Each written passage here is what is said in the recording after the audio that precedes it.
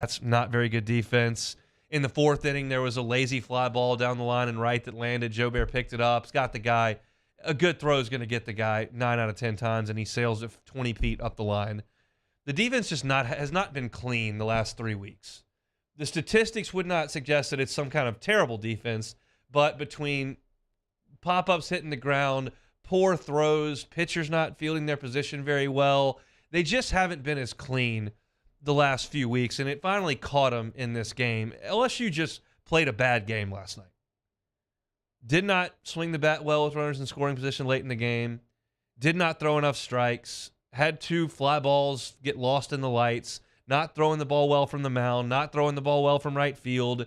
It's just they just didn't play well. And when you don't play well, and you play a team that does play well, which Louisiana Lafayette did play well last night, you're going to get beat.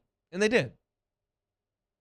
But I was pleasantly surprised with my Twitter feed, with the people that I was at Pluckers with that were chatting about the game. It appears that everybody's kind of got their feet on the ground here, and we understand that this is an LSU team that's still ranked first in the country. D1 Baseball came out with their regional projections today. LSU is the number 1 overall seed. You have not lost an SEC weekend. You've played the top half of the league. You've got a softer schedule coming out. I think there was very, very few that were reacting viscerally to 2.5 hours, 3 hours at the box last night. And that's a comforting thing, that we're all kind of on the same page that, hey. And I really think that like 9 out of 10 LSU fans, when looking at this team, would say, okay, we're good. They've got a chance here to make a run, but it's not quite as dominant as we may have hoped it might be in January. You looked at this thing in January, you could go, whoa, I don't see any holes. I see depth. I see experience. I see talent. I see younger players. I see older players. I see defense, offense, pitching. I see the whole thing as potentially a lights-out situation. And right now, in the pitching side of things, you're not lights out. Defense, you got to tighten some things up. The injuries are catching up to you. You don't have Dugas out there. You don't have Kling out there. You don't have Neal out there.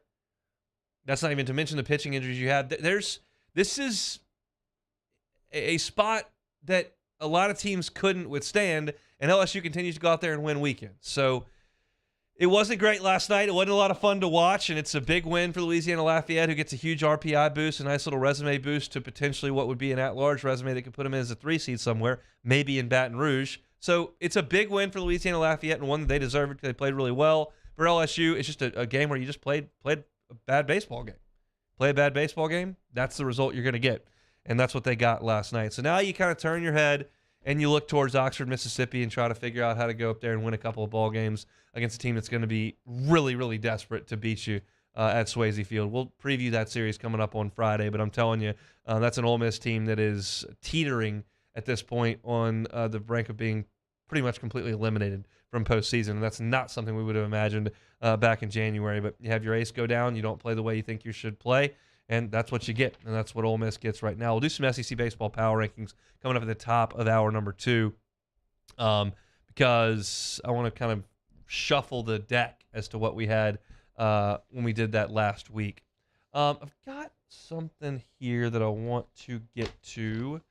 It was handed to me right before I showed up. Here it is. So I want to let y'all know about Gourmet in the Garden. A little information here about Gourmet in the Garden. Some of Baton Rouge's best chefs and mixologists create a special cuisine and cocktails for Gourmet in the Garden at the LSU Ag Center, Botanic Gardens at Burden. You guests can eat, drink, and bask in the scents and sights of the Rose Garden and admire the artistry of a Hayes-Town-designed orangery. Perfect setting to enjoy the soft light of a spring evening. It's focusing on locally grown ingredients. The chefs work to create seasonal fare specifically for the event. The evening's top award brings out the chefs and mixologists' competitive nature and creative juices as they attempt to win the People's Choice Award.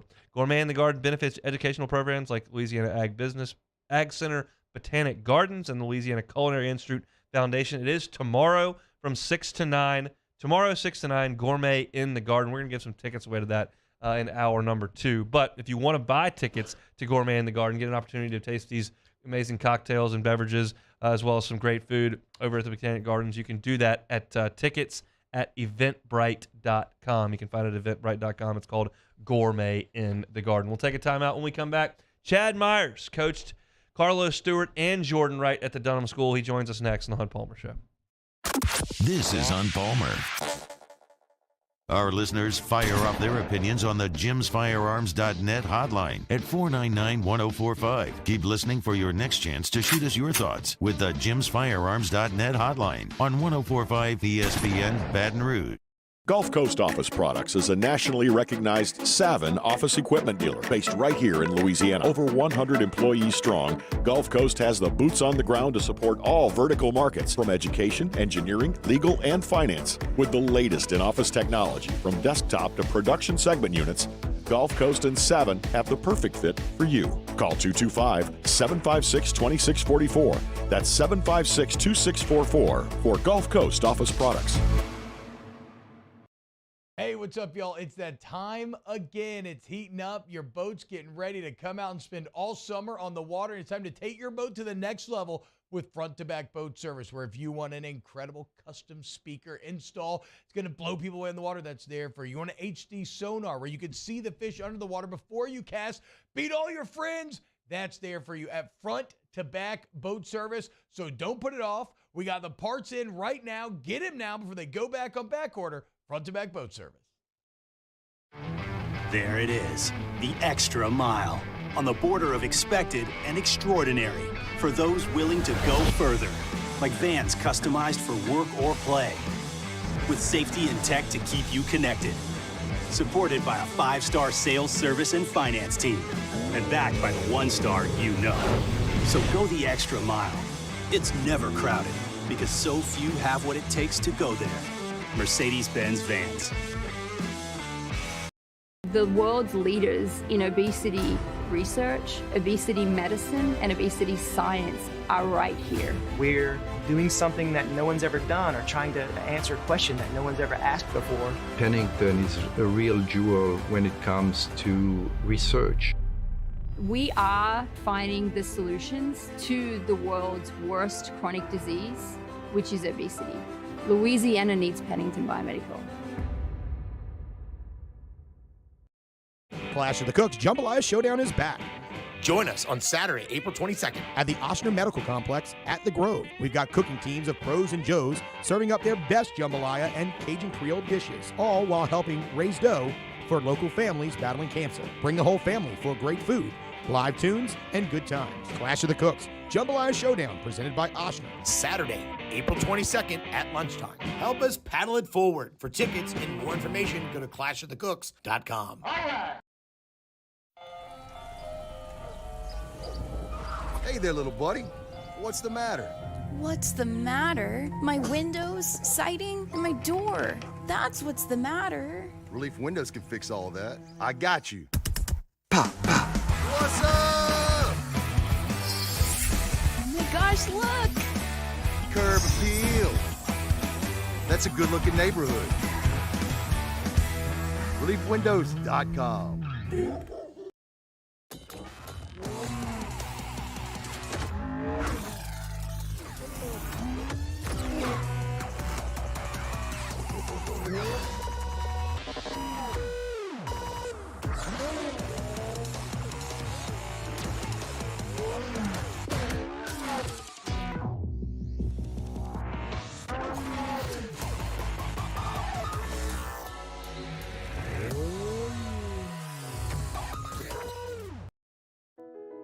I've been doing business with Luba for 25 years.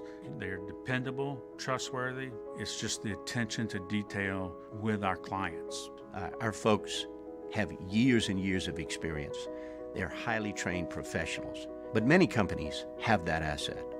What I'd like to think makes Luba a bit different is that we use those talents in a way that truly Brian Kelly and the LSU Tigers wrap up spring practice with the 2023 National L Club Spring Game. Our coverage starts Saturday at 1 p.m. right here on 104.5 ESPN Baton Rouge.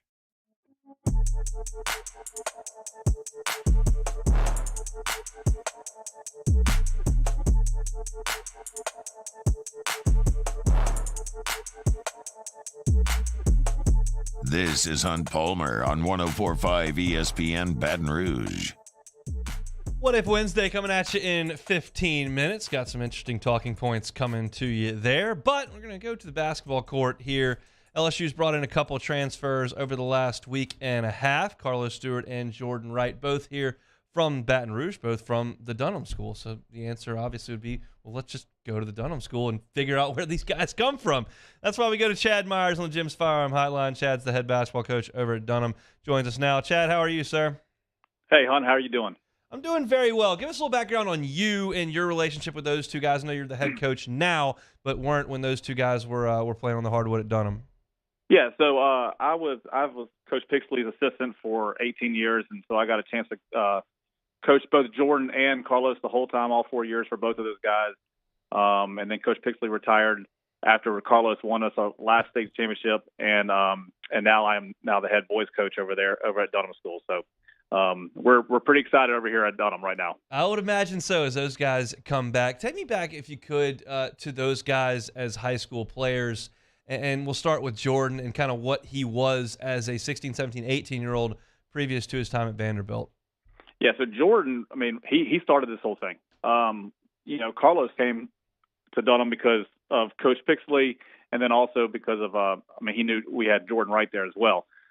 Jordan started this whole thing for us. As a sophomore, he took us to the state championship, and then he won it his junior year and senior year, and then Carlos got the chance to play with him his sophomore year there. But Jordan was a very clutch player for us, a playmaker. I mean, he makes the right basketball play all the time, and so we've had a nice front row seat for him, and it's been enjoyable to watch him play at Vanderbilt for the last 4 years as well.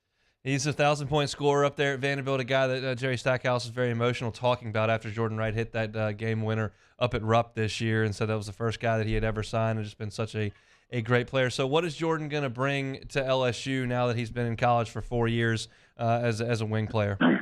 Yeah, I mean, he's going to bring, obviously a lot of experience. He's a very basketball IQ guy. He's got a very high basketball IQ. Like I said, he's really going to make the right play. He's not going to ever force anything. I mean, it wouldn't shock me next year if he averages, 4 to 5 assists a game, just because he's going to make the right play on every single possession. And like I said, he was extremely clutch player for us. I mean, he won us the state championship game on the last second shot. You saw what he did in Rupp Arena this year, and last year against Kentucky in the SEC championship game. I think he had 28 or 29 against them. He can score when he needs to. He can rebound. He can get the ball to the right person. So, just an overall very talented, high basketball IQ guy. And Carlos Stewart, I have not seen nearly as much of him because obviously Jordan's been in the SEC for 4 years and Carlos has been out west at Santa Clara. When I look at the numbers, I just see a guy that's wired to score. Is that the heart of his game? Yeah, he can score. He can definitely score. He is, he's a killer in my opinion. I mean, he's highly competitive.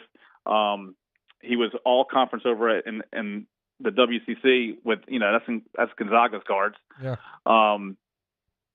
But he can score from anywhere. His range is extremely deep, extremely athletic. In fact, Coach Pixley will sit there and say he's Westbrook-esque from an athleticism standpoint. But he can shoot it from anywhere. So that's for sure. Chad Myers is our guest. He's a head coach over there at Dunham, was an assistant under Jonathan Pixley for a long time, coached Carlos Stewart and Jordan Wright for 4 years apiece. Those two headed to Baton Rouge to play for the Tigers. Give me your sense of when those guys were being recruited. I heard Carlos on Matt Moscona's show yesterday, and then with Jordan, LSU not really an option for those two guys at that time. Do you think that put a chip on their shoulder as they moved out of state to play, and how much do you think they'll enjoy coming back home to Baton Rouge to play college basketball? Yeah, for sure. I think it put a chip on her shoulder. Jordan at least had a chance to go play in the SEC at Vandy, so he had a chance to, he had some pretty good games against LSU as well.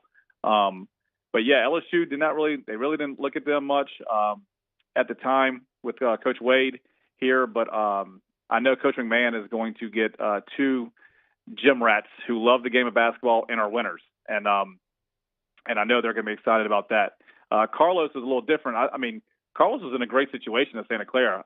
It probably worked out perfectly for him.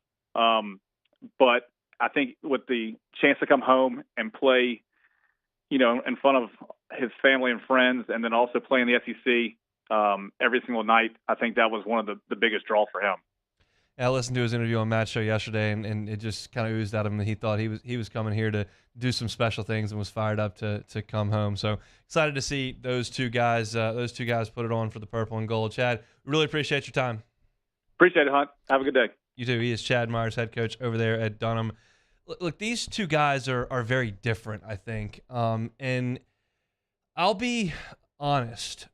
I said this last week, when I saw the Carlos Stewart news, when I heard Jordan Wright's name, I'd heard Jordan Wright's name a couple months ago, and I thought, that's fine. That's a guy who's old, who can score a little bit, who can play a little bit of defense, who knows what he's getting into each and every night, and that's a guy that I'm perfectly good with adding to the basketball program, no questions asked. I didn't know as much about Carlos Stewart, and when I saw the name, I went, okay, are we just rounding up some Louisiana kids because they'll come back?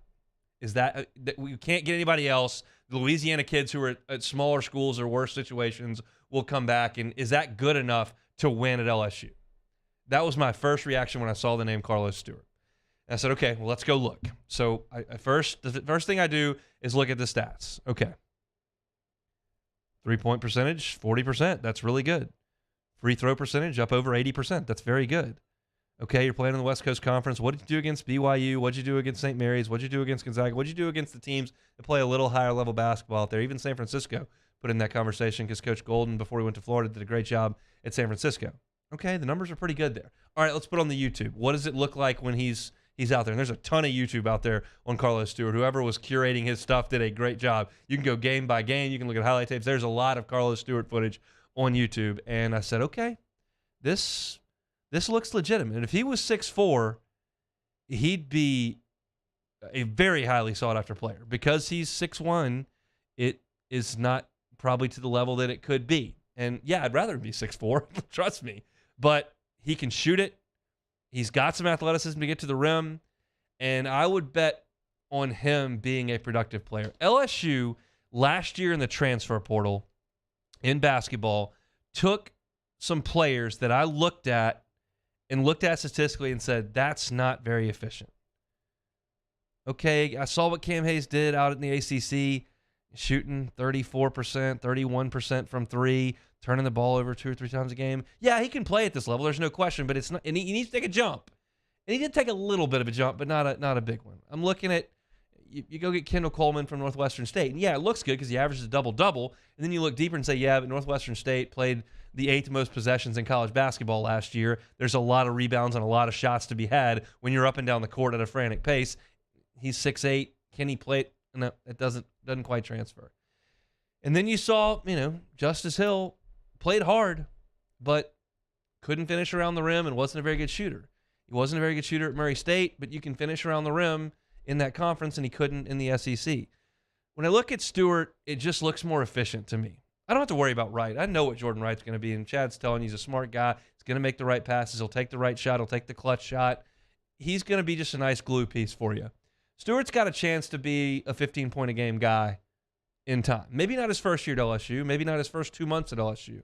But in time, he's got the skill and the attitude, and I do think both of those guys are going to be really fired up and really excited to play for LSU. In an era of transfer portal where guys are bouncing all over the place and the allegiance may not always be there. These are 2 guys that are transferring, mind you, so I keep that in mind. But you come home, family's here, friends are here, run over to the house and get mom to cook you up some dinner. Like, there's some value in that.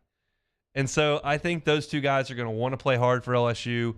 And again, this roster's not complete. We'll see what happens with Joe Girard. We'll see what happens with some of the posts that are looking like Mari Abrams from Ole Miss. There are still some names that we're kicking around as far as transfers for LSU. So the book is not closed on what this team's going to look like. It looks better to me. It still looks like a very much middle-of-the-pack SEC team to top of the bottom half. It does not look to me like a top half of the SEC roster right now. But you're moving in the right direction. You were last year. And I said this very bluntly when it was all put together and during the season. I'm giving Matt McMahon a pass for year 1. There are plenty of people that are not, that are looking at Missouri's coach getting him in the tournament in the first year, and they're looking at Mississippi State's coach getting them into the tournament in the first year and going, well, there is no pass. And you can look at it anyway. I'm not telling you which way you're going to look at it. My personal analysis of the situation, I'm giving it a total pass for year one. You inherited an absolute dumpster fire with nothing, and you had a bad team. Okay, no more passes. You should put a good team on the floor next year. And we'll see. I would have looked at Mississippi State and Missouri's rosters last year and said, well, these aren't very good teams. They made the tournament. But looking outside, looking in, it looks like a middle-of-the-pack team to me right now. We'll see if they can add a little bit more to it. Need rim protection. Need that bad. And I wouldn't mind another shooter and certainly another wing with some length that can play defense. But I appreciate Chad for coming on and kind of talking about these two guys. Very different players, but both I think can add to what LSU's trying to do offensively. Next Thursday, a week from tomorrow, you can join us at the Rouse's ESPN Draft Party live from the Don Juan Cigar Bar exclusively on the 104.5 ESPN YouTube channel. Our team's going to break down all the picks, the trades, the moves inside one of the biggest nights in sports. So come out to the Rouse's ESPN Draft Party Thursday, April 27th, 7 p.m., live from the Don Juan Cigar Bar, or you can watch on 104.5 ESPN's YouTube channel. Take a time out. It's What If Wednesday next on the Hunt Palmer Show. Hunt Palmer on 104.5 ESPN Baton Rouge. One Bath and Closets, onebathandclosets.com is the website. Maybe not a great time for you to move right this second. You might be locked into a great interest rate, not necessarily looking to take on a little bit bigger one. That doesn't mean you can't upgrade your living situation. How much different would your house look and function, feel with the bathroom of your dreams? You can do a full-scale renovation of your current bathroom. One Bath and Closets can do it. You can do something simple. Tub to shower conversion. One Bath and Closets can do it. I got to use my tub because I got a 1-year-old. He's got to take a bath every night. If you don't have one of those and you don't ever use that tub, it's just sitting there, place for you to stand while you shower, why not pull that tub out, put a gorgeous glass walk-in shower? Totally change the aesthetic of your bathroom, totally change the functionality of your bathroom, and they can do it for you, One Bath and Closets. And on the closet side of thing, you need a closet customized to your wardrobe, to your life. David Duvall and his team can do it, and they're going to not charge you for the labor to rip out your current closet or the labor to install the new one. Just going to charge you for the cost of that unit over at One Bath and Closets if you're a listener of the Hunt Palmer Show. David Duvall and his team are the best. They've been in the game for 30 years, and I can promise you this, they're going to do it right the first time and leave the competition behind. One Bath and Closets. It's at onebathandclosets.com. In times of need, get a full list of phone numbers, websites, and other important emergency information on the Demco Stormwatch page at 1045ESPN.com. Bayou Ford has $2,000 off MSRP plus 2.9% APR for 84 months on new 22 Ford Expeditions. And all new Bayou Ford vehicles come with a 1 million mile warranty. The crew at Bayou Ford is going to do right by you. Hey, what's up, y'all? It's that time again. It's heating up. Your boat's getting ready to come out and spend all summer on the water. It's time to take your boat to the next level with front-to-back boat service, where if you want an incredible custom speaker install, it's going to blow people away in the water, that's there for you. You want an HD sonar where you can see the fish under the water before you cast, beat all your friends, that's there for you at front-to-back boat service. So don't put it off. We got the parts in right now. Get them now before they go back on back order. Front-to-back boat service.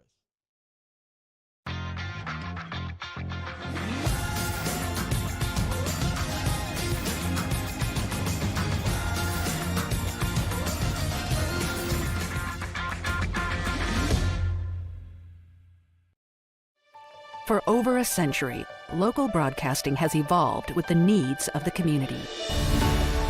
We move past the stigmas of opinion journalism and bring the most relevant news online, on air, and on the go.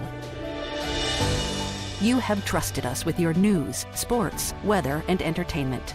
Trust us to keep moving with you. Text TV to 52886 and tell Congress local broadcasting is here to stay. Gulf Coast Office Products is a nationally recognized Savin office equipment dealer based right here in Louisiana. Over 100 employees strong, Gulf Coast has the boots on the ground to support all vertical markets, from education, engineering, legal, and finance. With the latest in office technology, from desktop to production segment units, Gulf Coast and Savin have the perfect fit for you. Call 225-756-2644. That's 756-2644 for Gulf Coast Office Products. Hi, I'm Brandon Landry, founder and CEO of Walker. Hi, my name is Dr. Craig Green. This is Ryan Terrio with HUDCORoofing.com. Hey, it's Matt Moscona. No matter how big your commercial roofing job Hudco can help. My patients come to me because they trust that I can get the job done at a high level. Ryan Terrio and Richard Tilley have the same level of trust when it comes to roofing. If you have a roofing issue, call Hudco Roofing. Give us a call, 364-1007, and we'll come to your house and give you a free inspection.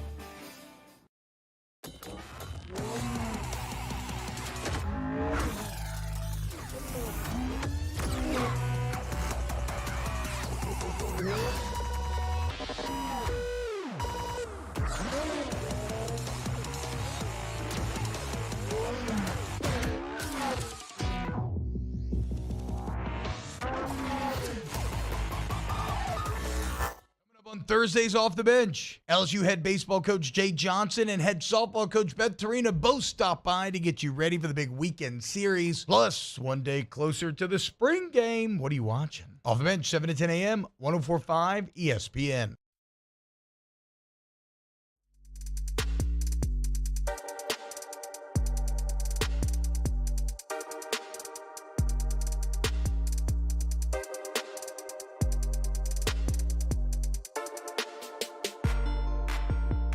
You're listening to Hunt Palmer on 104.5 ESPN Baton Rouge. Yeah, thanks to Chad Myers for jumping aboard there, talking a little Dunham basketball as well. She's got a pair of Dunham alums headed into the purple and gold for next basketball season. Lots to get to in hour number 2 of the show today. We'll get to SEC baseball power rankings. The Athletics got a really cool piece on how individual college football programs are taking 3, 4, and 5-star recruits and turning them into draft picks. So we'll get some thoughts there. Chris Demui coming up at 2:30 in his normal segment, talking a little LSU baseball. But it's Wednesday. That means it's What If Wednesday. Time, space, reality. It's more than a linear path. Where a single choice can branch out into infinite realities. Follow me and ponder the question, what if? First up here, what if LSU draws George Mason in the Final Four instead of UCLA in 2006? Whew, man, that was a really awful basketball game to watch when LSU played UCLA. Now, that UCLA team was really good. They had Aaron Aflalo, Luke Mbamute. That was a very good UCLA basketball team. George Mason with Jim Larinaga, who's proven himself to be an exceptional coach, got hot and made the Final Four. They got Florida in the other Final Four game, and they lost that game by 15 points. It was 73-58. LSU didn't bust 50 in that game. It was an atrocious performance by UCLA. If LSU plays the way they played against UCLA, George Mason probably would have beaten them. They played that terribly. It was an atrocious offensive game by a team that could have some offensive issues. They didn't have great shooters outside of Mitchell. Tasman was kind of the second best three-point shooter on that team. Tyrus wasn't a great shooter. He's a great athlete, and Glenn had to find his way, offensively around the high post and the block. If they played up to their standard, they would have beaten George Mason and played for the national championship. They played so bad in that game against UCLA. I have a hard time thinking that it would have gone a ton differently against the George Mason team that was playing well. George Mason that year beat Michigan State, beat North Carolina, and beat Connecticut on their way to play Florida in the Final Four. Now, North Carolina was a 12 seed. So it was a 3 seed. Michigan State was a 6 seed. But look, UConn was a 1 seed. So they were playing awesome at that point. So it's hard for me to give LSU the benefit of the doubt, even though I would like to. Yeah, and even so, you've got to play Florida, who was absurdly good. So. They were. LSU played them fairly competitively that year, and one time had to play them without Tyrus. So, it was not – they weren't totally outmanned by Florida the 2 times they saw them previously. But, yeah, it would have been tough. All right. What if Matt Mock never breaks his foot in 2002? That's interesting. He broke his foot in that Florida blowout. LSU was just dusted Florida in the swamp, and he didn't play the rest of the year. First of all, you never get the Bluegrass Miracle, I guess, because that doesn't happen with him getting hurt, and I don't think they're going to lose to Kentucky with him out there. And they wouldn't have kind of gone off the rails there and ended up in the Cotton Bowl. I think they would have been a better team than that. However, there's a thought process that because Mock broke his foot, in returning to football activity, he spent more time just throwing from the pocket as opposed to running around like he did in the Tennessee game, in the SEC championship game, and kind of the way that he was playing prior to the 03 season where he set a bunch of passing records at LSU with Clayton and Devery Henderson and all those guys. So maybe he's not as good a passer because he spends more time just being an athletic quarterback as opposed to sitting back there and making throws. Jimbo was a really good quarterback coach at that time, so he probably would have gotten him into line either way. But it's interesting to think about. The one thing that you would definitely get is a change in the way things went the rest of that season after he got hurt. They would have been a much better team. All right. What if Ryan Pearlou never got dismissed? That's a famous one here in Baton Rouge. It changes a few things. One, you don't have the year in 08, I don't believe, where the interceptions get totally out of control. There's no way to prove that, but you would imagine not having Jarrett Lee, a redshirt freshman, in there throwing the ball as much as he was, and having Pearlou in there who's a couple of years older. He probably takes a little bit better care of the football, and maybe that doesn't jade less to the point where he detested the forward pass for as long as he did after that until, I guess, 2013 when he had to air it out a little bit with Mettenberger. But I don't know that because Ryan Pearlou was the National Player of the Year, because he was a 5-star recruit, that he would have automatically been some sort of All-American Heisman contender at quarterback. When I watched Ryan Pearlou play quarterback at LSU, now granted it was very early in his career, and guys can certainly get a lot better, he just always looked very raw to me. Even in the SEC championship game against Tennessee in 07 when he played the whole game, it wasn't like that offense was running exceptionally finely tuned. It was a little clunky at times. He had the great, kind of back shoulder throw, the touchdown to Bird, but he had a big arm and he was a really good athlete, but I didn't get the sense that he was ever in total control of what was going on. Maybe that has happened over the next 2 years and he becomes an All-SEC Heisman candidate. It just always looked a little bit raw to me. So I think what I would say is, rather than guaranteeing a national championship or saying that there would have been a Heisman there, or suggesting that something awesome would have happened prior to 2011, which is what it took LSU from 08 to 11 to become another great team, I just think that Les may not have been as what it looked to be terrified to throw the football as he was the next couple of years, because the interceptions had piled up at such a ridiculous rate back in 2008. It's one of the greatest what-ifs in LSU football history for sure.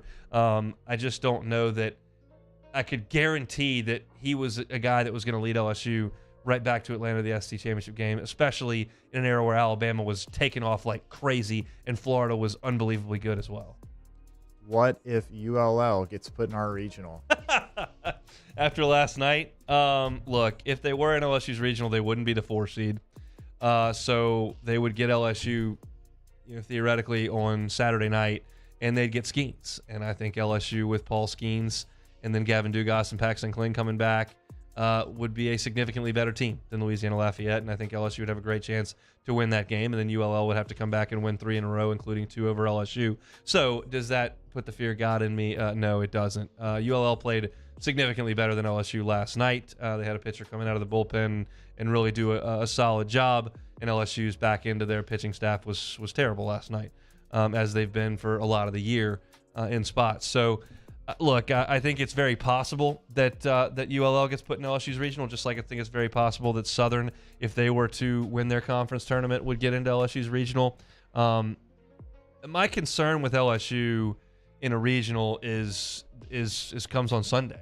I think LSU can bash their way through a 4 seed on Friday, and I feel great with Paul Skeens out there on Saturday. That's really with any 4 seed you're going to throw at LSU, and really with anybody you're going to bring into the box on Saturday night in the Marvel game of a regional with Paul Skeens on the mound. I think LSU is the prohibitive favorite in both of those games. It's when you've got to get to the back end of that weekend and you've got to go win another game, and you don't have a starting pitcher at this point that you can hand the ball to and say, go get him. That guy it has not emerged. We've got 5 weeks to get it done. And to this point, it's not there. But Louisiana Lafayette, nice game last night. They've had a nice season so far, and they're an exciting team on the base paths and a quality baseball team. But I'm not too concerned about them in the Baton Rouge Regional. Last one here. What if Brian Kelly wins 3 rings at LSU? Where does that put him in the all-time great coaches conversation? Man, that's asking a lot. What is he's? You're asking him to win a lot in a short period of time. He wins 3 national championships at LSU. you're talking about, a guy on an all-time head coach and the most accomplished head coach in the history of LSU football. You would also, at that point, if he were to come to LSU and win 3 rings, really say a lot about Notre Dame, about what the ceiling is at Notre Dame, because you would see Brian Kelly ascending to heights that no one had ever ascended to at Grand Valley State, and ascending to prominent heights at Central Michigan, and doing great things at Cincinnati that hadn't been done until Luke Fickell did it a couple of years ago. If he were to go to Notre Dame, hit that ceiling hard a couple of times and get dusted on the national stage, and then come to Baton Rouge and win 3 times. Well, he's guaranteed at least one, because the last 3, head coaches. Well, sure, won one, so. it's automatic. You just show up in Baton Rouge. He's going to get one automatic title, for sure. But I think that would certainly say a lot about LSU if a 4th coach were to win a title, and would say, I think, maybe even more about Notre Dame if you had a guy that kept banging his head on the ceiling there, and then came to Baton Rouge and just rattled off 3 of them. That would be nuts. Let's see if there's anybody else in What If Wednesday on Twitter. I think that's it for Beck. Yeah, Barrett Pepper says, what if Cecil Collins had played 3 or 4 years uninterrupted? Look, sometimes you look back at highlights and you say, I wonder if that guy would translate to this era. You don't have to do that with Cecil. That is a combination of size, speed, power that would translate in any era, and he would have been phenomenal. He happened to show up at the same time as Kevin Falk and was in the same backfield there, and then what happened off the field, and his time in football was cut short. But he would have been one of the all-time LSU greats, no question about it. In terms of his talent, he was ridiculous. And the last one from Barrett: what if the box made a right field lounge similar to that of Ole Miss? That's going to take some infrastructure. It can be done because Tennessee's done it with some party decks out there. You would limit the capacity, assuming, because you've got bleachers, you've got so many rows up there, you might knock the capacity down just a touch, but would it be a more college atmosphere? Yeah, it would. I'd be all for throwing a huge slab and a deck out behind the right field and allowing barbecue pits and lawn chairs and ice chests. I think that makes college baseball cool when you create an environment like that. And LSU's stadium is big and it's intimidating, and the amenities under it for the players and staff and all that, returning players, recruits, all that stuff is phenomenal. The metal bleachers don't look awesome and aren't necessarily the most comfortable things that anyone has ever sat on. So I think it's got a little bit of a AAA feel to it, and I think it would be cool and it would make it more of a college atmosphere if they did something like that and allowed a little bit different seating arrangement. But that's something you got to spend a bunch of money to do, and I don't know if the box is right at the top of the list of things they're going to do. I know they've talked about the PMAC for a long time, so it just kind of depends on where they want to allocate the funds to. We shall see. But that is a What If Wednesday. Appreciate everybody for participating on Twitter, for jumping into the Bayou Ford chat, and for Beck for reading out the what ifs there. So let's take a time out. When we come back, I'm going to try to win you some money. Let's do that on the Hunt Palmer Show. This is on Palmer. Our listeners fire up their opinions on the JimsFirearms.net hotline at 499-1045. Keep listening for your next chance to shoot us your thoughts with the JimsFirearms.net hotline on 1045 ESPN Baton Rouge. Electricity is all around us, and our families depend on it. Every day is sparked by the power of a cold drink or a warm meal, a movie night, and a comforting light at the end of a dark hallway. From sunrise to sunset, playtime to bedtime, our team is ready to take care of your electrical needs. Even in the case of an after-hours emergency, the light in your life shines brighter with Mr. Electric. Not only did she tell us, but this young lady, stand up.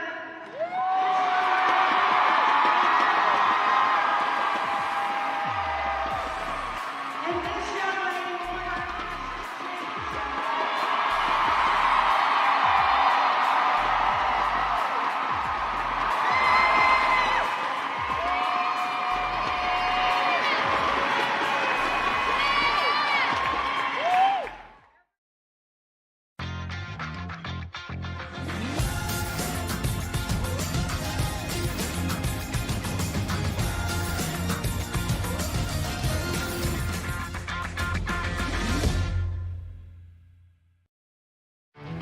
There it is, the extra mile, on the border of expected and extraordinary for those willing to go further, like vans customized for work or play, with safety and tech to keep you connected, supported by a 5-star sales, service, and finance team, and backed by the 1-star you know. So go the extra mile. It's never crowded, because so few have what it takes to go there. Mercedes-Benz Vans. I've been doing business with Luba for 25 years. They're dependable, trustworthy. It's just the attention to detail with our clients. Our folks have years and years of experience. They're highly trained professionals, but many companies have that asset. What I'd like to think makes Luba a bit different is that we use those talents in a way that truly is dedicated to serving the needs of the folks who depend on us. Hey, what's up, y'all? It's that time again. It's heating up. Your boat's getting ready to come out and spend all summer on the water. It's time to take your boat to the next level with front-to-back boat service, where if you want an incredible custom speaker install, it's going to blow people away in the water, that's there for you. You want an HD sonar where you can see the fish under the water before you cast, beat all your friends, that's there for you at front-to-back boat service. So don't put it off. We got the parts in right now. Get them now before they go back on back order. Front-to-back boat service. Gulf Coast Office Products is a nationally recognized Savin office equipment dealer based right here in Louisiana. Over 100 employees strong, Gulf Coast has the boots on the ground to support all vertical markets, from education, engineering, legal, and finance. With the latest in office technology, from desktop to production segment units, Gulf Coast and Savin have the perfect fit for you. Call 225-756-2644. That's 756-2644 for Gulf Coast Office Products.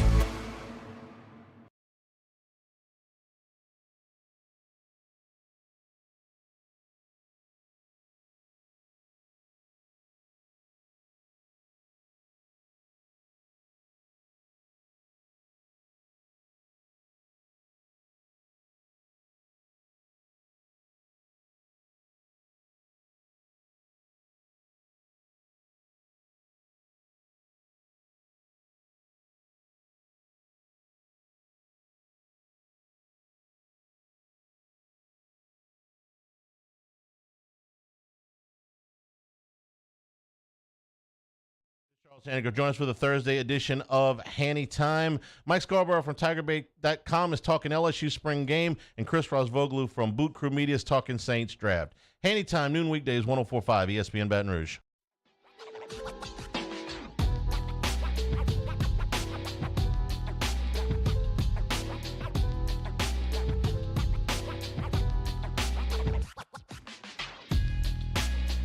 This is Hunt Palmer on 104.5 ESPN Baton Rouge.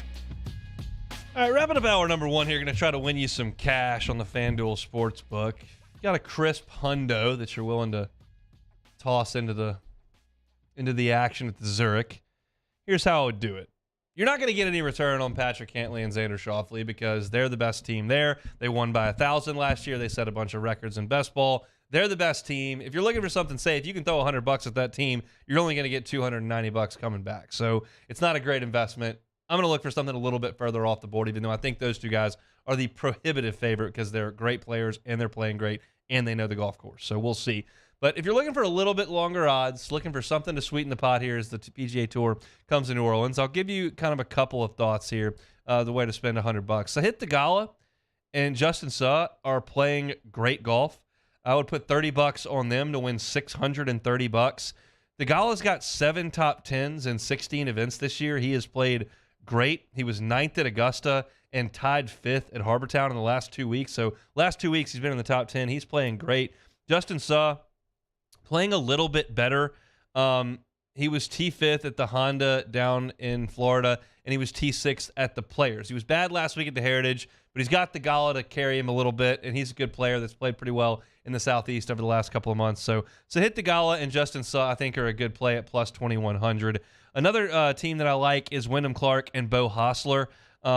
These guys are plus 2,500. Clark finished 5th at the Valspar, 6th at Punta Cana, and tied 29th last week at RBC. So has played pretty well in the last couple of months, a couple of top 6s on the PGA Tour.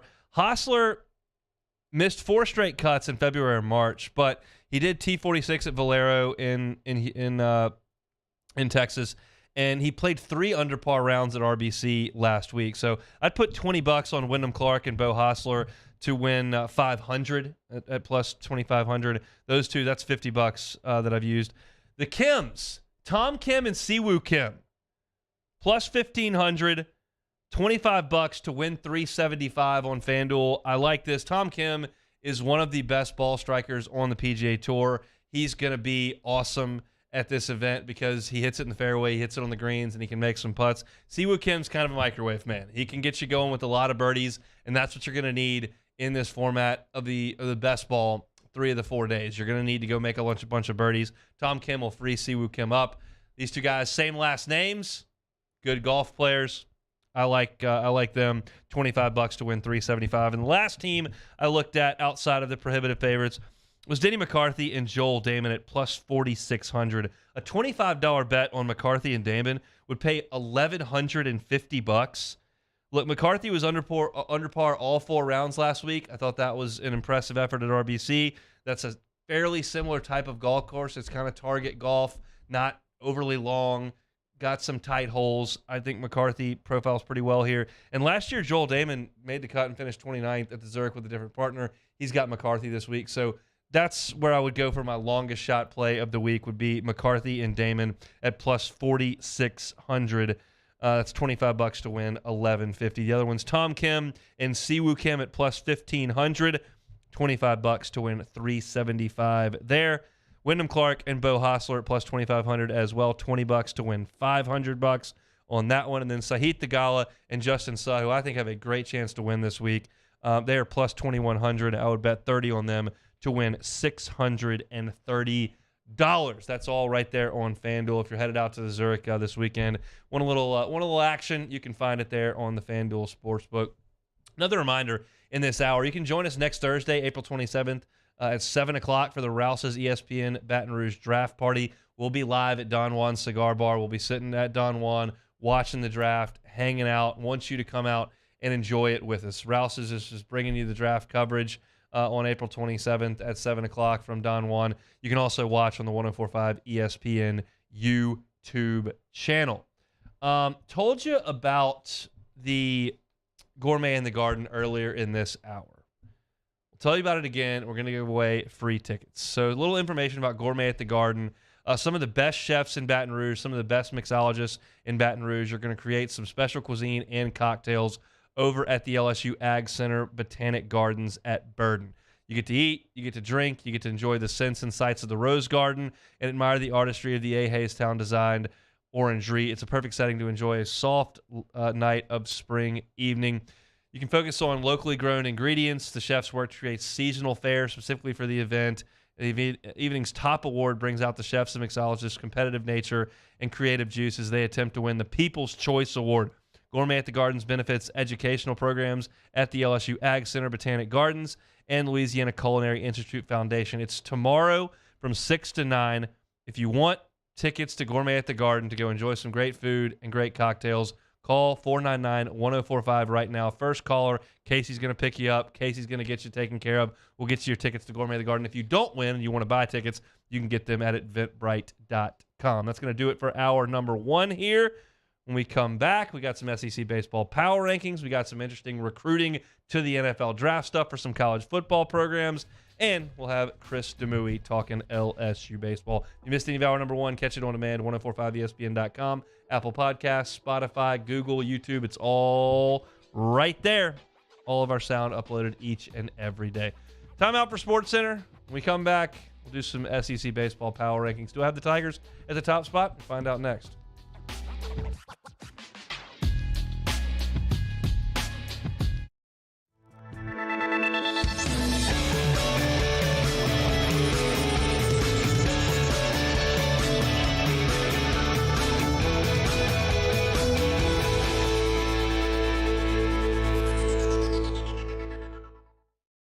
Hey, what's up, y'all? It's that time again. It's heating up. Your boat's getting ready to come out and spend all summer on the water. It's time to take your boat to the next level with front-to-back boat service, where if you want an incredible custom speaker install, it's going to blow people away in the water, that's there for you. You want an HD sonar where you can see the fish under the water before you cast, beat all your friends, that's there for you at front-to-back boat service. So don't put it off. We got the parts in right now. Get them now before they go back on back order. Front-to-back boat service. Each year, Guarantee Media hosts a radiothon to benefit Dreams Come True, the local organization that grants dreams to Louisiana kids suffering life-threatening illnesses and their families. We've interviewed these incredible kids, and their stories warm our hearts. And none of it would be possible without your help. So we're asking for your support in our effort to making more dreams come true. Each year, our Dreams Come True radiothon is powered by the Baton Rouge Clinic. Visit GuaranteeMedia.com to pledge your support today, and thank you. Hi, I'm Brandon Landry, founder and CEO of Walker. Hi, my name is Dr. Craig Green. This is Ryan Terrio with HUDCORoofing.com. Hey, it's Matt Moscona. No matter how big your commercial roofing job, HUDCO can help. My patients come to me because they trust that I can get the job done at a high level. Ryan Terrio and Richard Tilley have the same level of trust when it comes to roofing. If you have a roofing issue, call HUDCO Roofing. Give us a call, 364-1007, and we'll come to your house and give you a free inspection.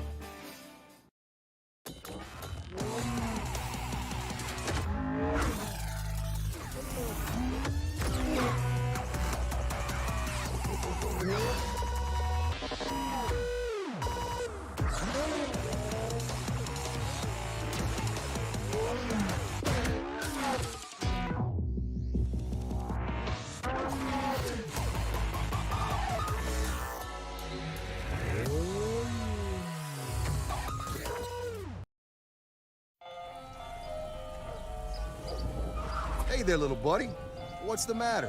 What's the matter? My windows, siding, and my door. That's what's the matter. Relief Windows can fix all of that. I got you.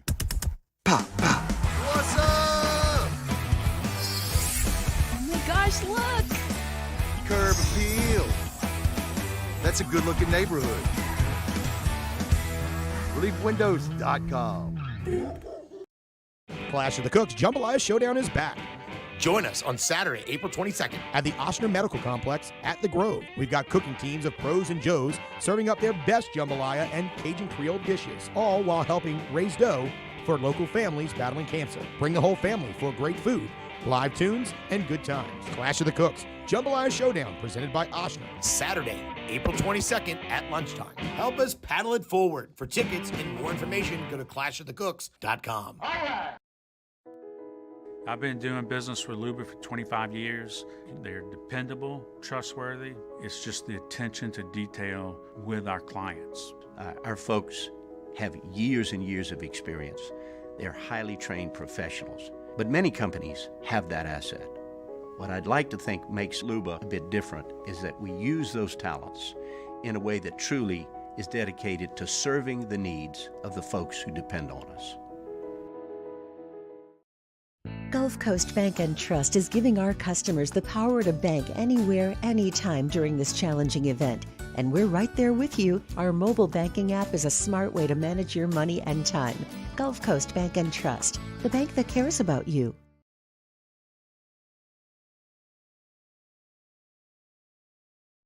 This is SportsCenter.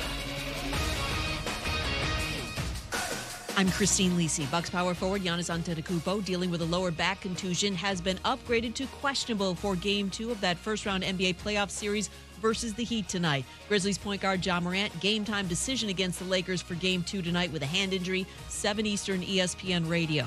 New details from ESPN's Adrian Wojnarowski regarding the NBA's one-game suspension for Warriors forward Draymond Green for stomping on Sacramento's Domantas Sabonis in Game 2. NBA Executive VP Joe Dumars told Woj the suspension for Green based on excessive and over-the-top actions, conduct detrimental, and repeat offender.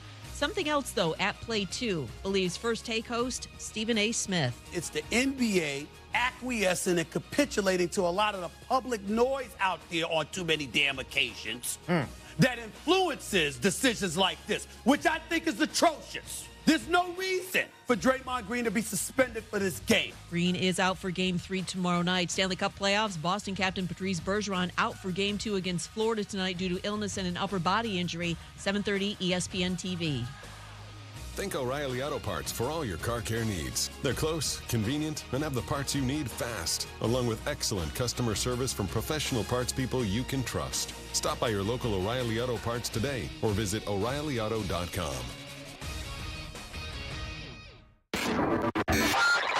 Now, Hunt Palmer on 104.5 ESPN Baton Rouge. Holding down the middle of the day. Live from the Mercedes-Benz of Baton Rouge studios. This is Hunt Palmer. Hour 2 on this Wednesday, Hunt Palmer Show, 104.5 ESPN Baton Rouge. Appreciate you hanging out with us. Hope your work week is moving right along. You're on the back half of it now, working towards the weekend. We got Chris Demouy coming up in 30 minutes. Right now, we're going to do some SEC baseball power rankings. They kind of shift week to week based on performance. Been some injuries, especially in Tuscaloosa over the last 7-10 days. So I will give you my SEC baseball power rankings. In football season, we usually start at the top. In baseball season, I'm starting at the bottom because we're going to work our way toward the top. The worst team in the SEC, in my estimation, number 14, is Georgia. They are 20-17 overall. They're 4-11 in conference play. They're 4-11, and they still have to play Arkansas. They still have to play Tennessee. They still have to play at LSU. I think it's just going to get worse. They are 14th in the league in walks, meaning they don't walk at all. They're 13th in the league in on-base percentage. They don't get on base. They are 13th in the league in ERA. They don't pitch. They are 12th in the league in runs allowed. It's just they're not good at anything. They don't have an ace. They don't have a good bullpen. They don't get on base. They're not good, and they're 4-11. That will show for it. So I've got Georgia as the worst team in the league. I've got at number 13 Missouri. Missouri's 5-10 in league play. They are 14th in the SEC in batting average. They are 14th in the SEC in on-base percentage. They are 12th in the SEC in slugging percentage. They are 14th in the SEC in runs scored. They're darn near last in every offensive category that we really measure. Plus, they're 9th in the league in ERA. It's not like they're lighting the world on fire pitching either. If you take out the opening weekend Tennessee sweep, which you don't because they did it, so good on them. But since that, they're 2-10. They're bad. LSU won't play them, but I've got them at 13. At 12, I've got Ole Miss. At a certain point, like, you are who you are. They're 3-12. 21-16 overall. If Ole Miss, who plays LSU this weekend, you're aware of that, if they lose 2 out of 3 this weekend, they will be 4-14 and would need to go 9-3 down the stretch to make the NCAA tournament. Not going to happen. I don't believe Ole Miss is an NCAA tournament team this year. Now, Hunter Elliott is supposed to come back this weekend in some capacity. I said it yesterday. I'll probably say it again on Friday. We'll see what Mike Bianco says. But you're going to see him for some number of pitches this weekend, very likely. Will it be like Javen Coleman last night where he throws 19 pitches? Will they try to get 40 out of him? I don't know. But if he can come back, they can beat LSU 2 out of 3. Then the math gets a little easier because you've only got to go 8-4 down the stretch. You can convince the NCAA selection committee that, hey, once we got Elliott back, we won our series. This is who we are. Put us in because you put us in at the end last year and we showed our talent was worthy of being in the NCAA tournament. But right now, it's hard to bet on Ole Miss. I've got them at 12. Mississippi State beat Ole Miss over the weekend. I've got them at number 11. They beat Bama 2 out of 3. They beat Ole Miss 2 out of 3. They're moving in the right direction, but they are 5-10. So I still don't think they're all that good. They don't have a weekend rotation set in stone. They're not hitting the ball offensively the way that I thought they might and the way that I think they did early in the season at times. That hasn't shown up. They were able to win 2 close games against Ole Miss this weekend, which is good. It was at their home field. But they've got to take care of their business against Auburn on the road this week if they want to have a real shot at making the NCAA tournament. They've still got to play LSU, obviously. So it's going to be tough sledding for them, but I've got them at 11. At number 10, I've got Auburn.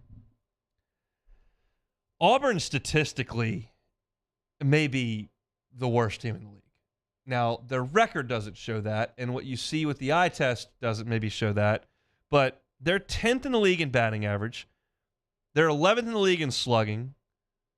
They're 11th in the league in on-base percentage. They're 13th in the league in runs. They are in the bottom 4 teams in batting average, slugging percentage, on-base percentage, and runs. And on the pitching side, they're the worst ERA in the league and the worst opponent batting average in the league. Other than that, how's the play, Miss Lincoln? Just awful statistically on both sides. Now, they've found a way to get it to win 5 games. And they've got a nice non-conference weekend win over Southern Cal, which is fine.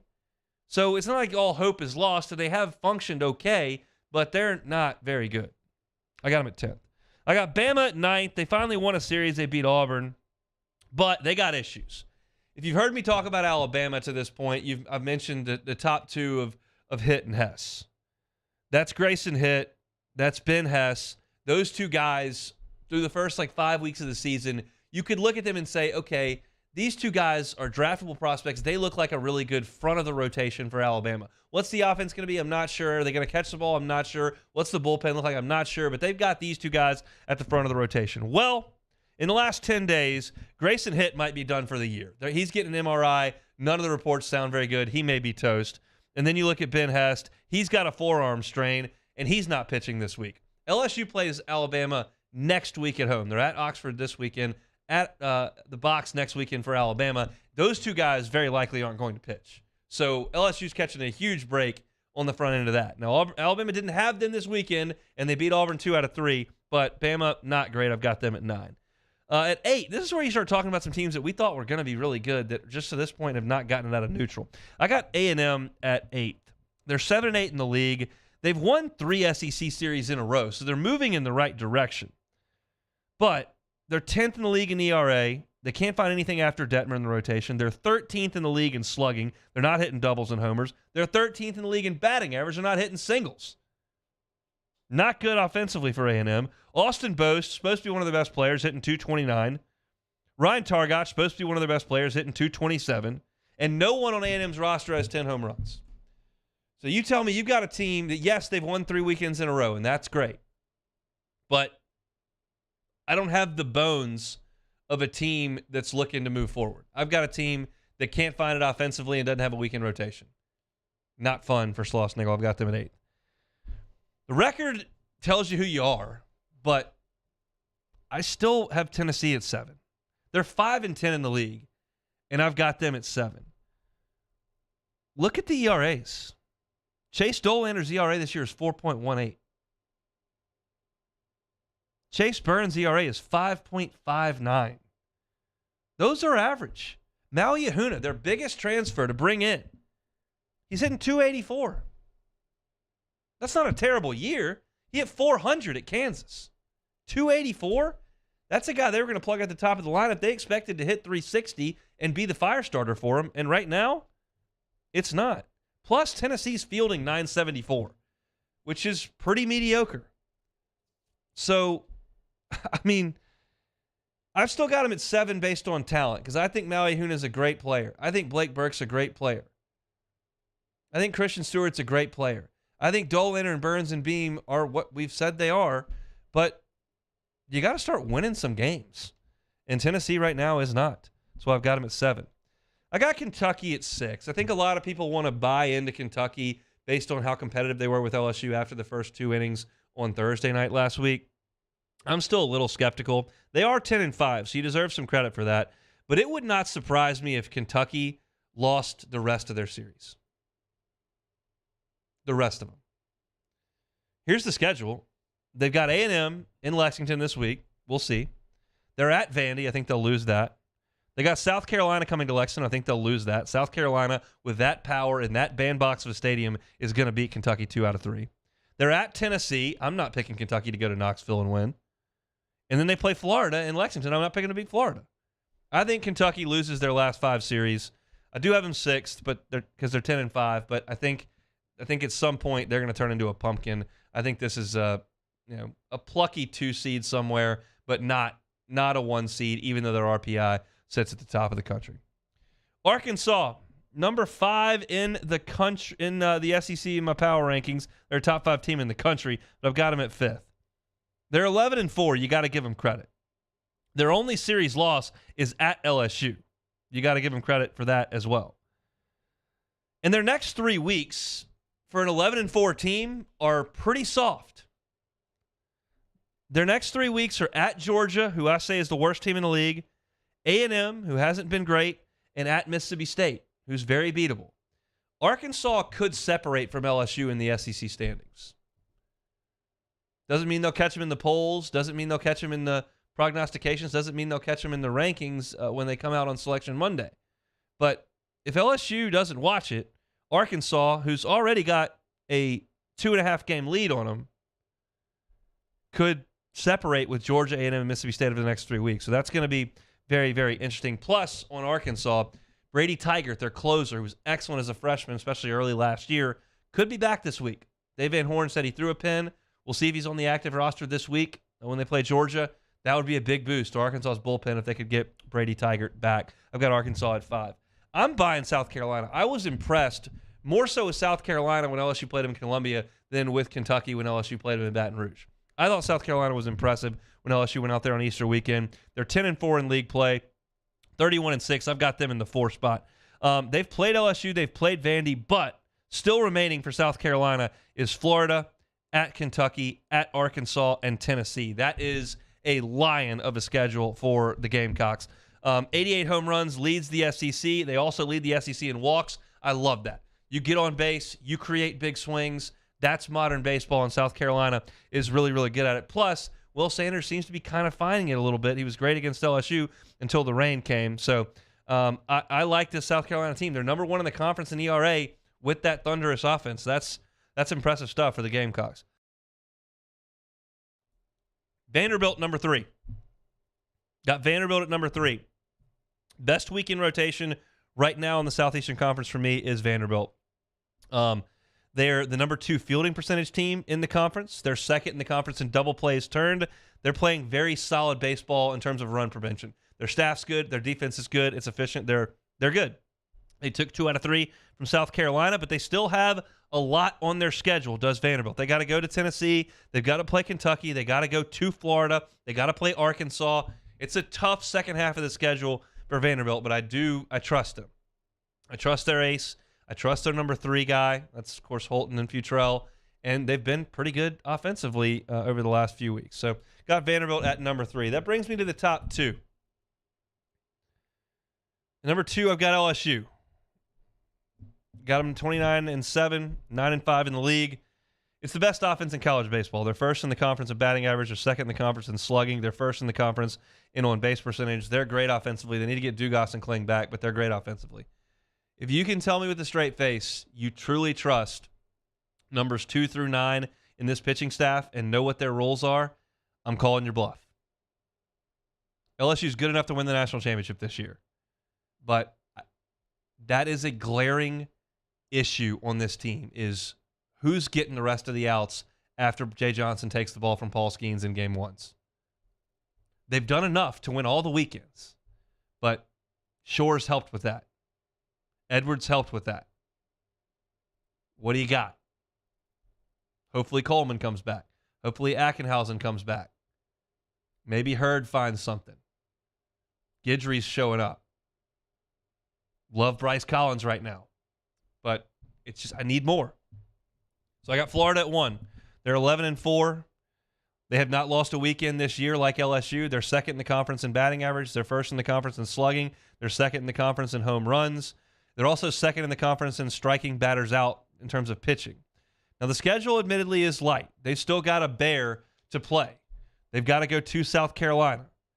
They've got to play Vanderbilt. They got to go to A&M. They got to go to Kentucky. So there are still some landmines there, and that schedule's more difficult than LSU's. LSU doesn't fit in terms of their record with the top 4 here.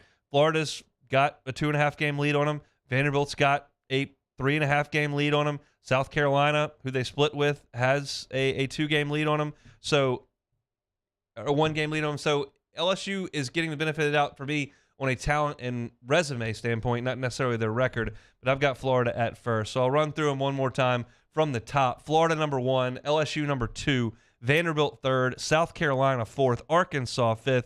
I've got Kentucky in the 6th spot, Tennessee at 7, A&M at 8. In the 9 hole, I've got Bama, Auburn 10th, 11 Mississippi State, 12 Ole Miss, 13 Missouri, and 14 Georgia. Of course, LSU plays number 14 Georgia, number 12 Ole Miss, number 11 Mississippi State, and number 10 Auburn, number 9 Alabama. They got nothing but the dregs coming up. So we'll see how the back half of the SEC schedule works out. That's my SEC Power Rankings. When we come back, Athletic wrote a really cool piece on college football programs and how they've done making 3, 4, and 5-star players NFL draft picks. We'll see how LSU stacks up next on the Hunt Palmer Show. Hunt Palmer on 104.5 ESPN Baton Rouge.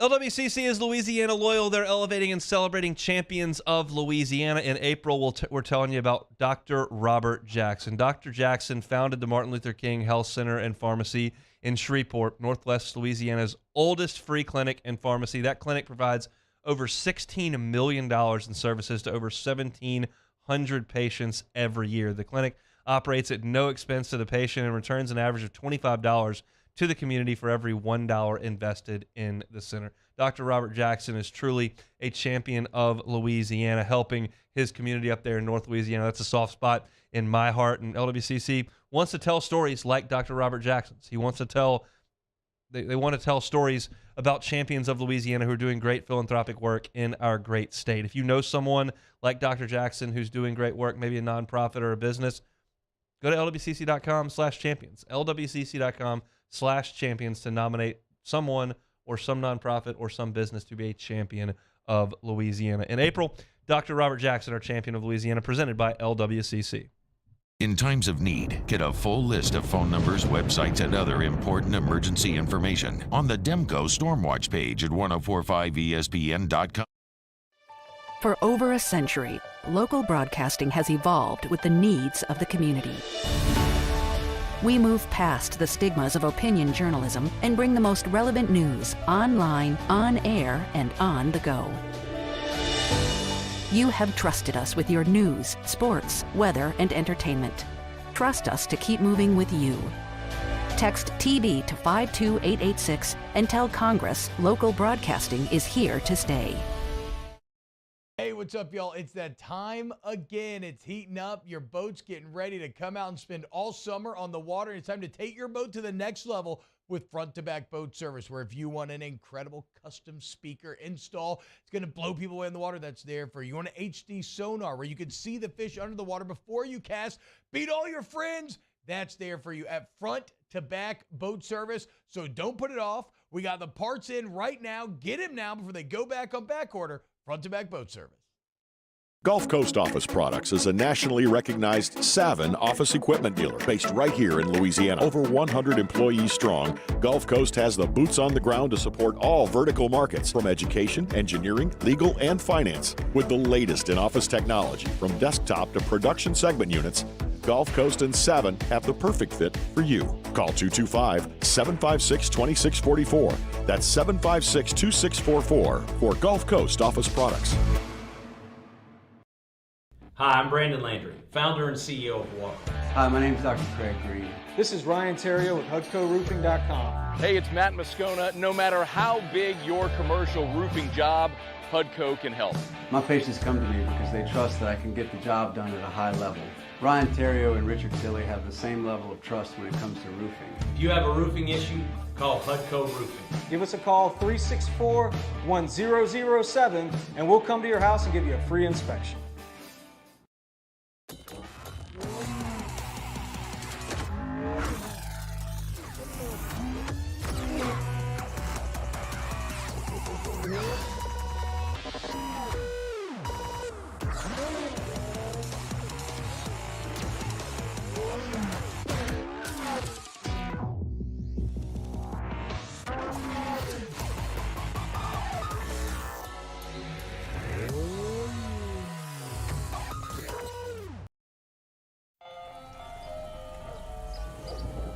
Hey there, little buddy. What's the matter? What's the matter? My windows, siding, and my door. That's what's the matter. Relief Windows can fix all of that. I got you.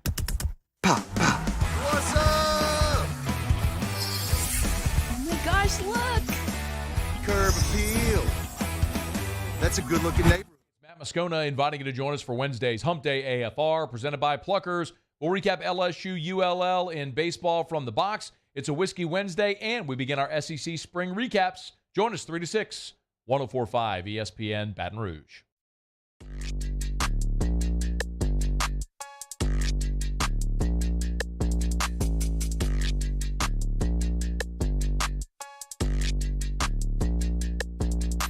You're listening to Hunt Palmer on 104.5 ESPN Baton Rouge. So The Athletic wrote a cool piece today talking about how college football programs have handled 3, 4, and 5-star recruits over the last 11 or over a 11-year period. So what they did, they went to the 247 composite for recruiting. And they took all the 3, 4, and 5 stars that all the 65 Power 5 programs signed from 2009 through 2019. Then they took the drafts from 2012 to 2022 and said, okay, how many times when you get a 5-star do you get that player drafted? How many times when you get a 4-star, what percentage of the time do you get them drafted? Same for 3 stars. And then they profiled the top 10 and the bottom 10, and I thought it was very interesting. So, obviously, not all schools are created equal. The highest percentage of 5 stars that have gone to a school and have ended up being drafted is Stanford. They've signed 6 5-star recruits over this time period, and 5 of them got drafted. So 83%, that's the highest number. 5 out of 6, not necessarily on the same level as Alabama, who signed 44 5-stars over that time. And they got 30 of them drafted. So they were at 68%, which is still good for the 5th best in college football. LSU is not in the top 10 in terms of percentage of 5 stars that they've gotten drafted. Stanford at 83%, Clemson's 12 out of 16, A&M's 8 out of 11, Miami is 5 out of 7. I mentioned Bama at 30 out of 44. Penn State's 4 out of 6. So some have got a lot, but it's all about percentages here, and LSU is not in the top 10. The thing that I found very, very interesting is that LSU is in the bottom 10 in terms of percentage. Just 10 out of the 21 5-stars LSU has signed have been drafted. That's 48%. Only 7 schools have had a worse percentage.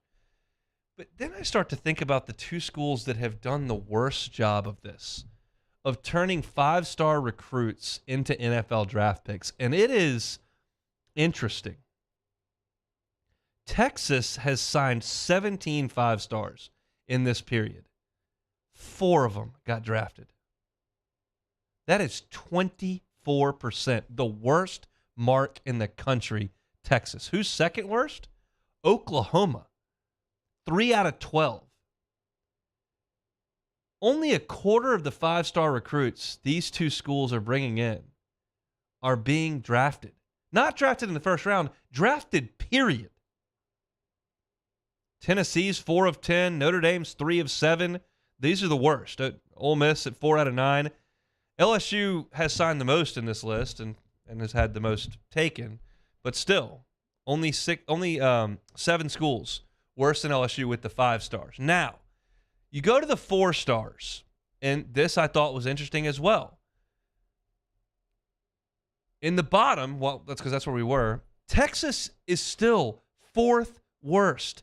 They signed 146 4 stars over this 11-year period. They got 17 drafted. That is 11.5%.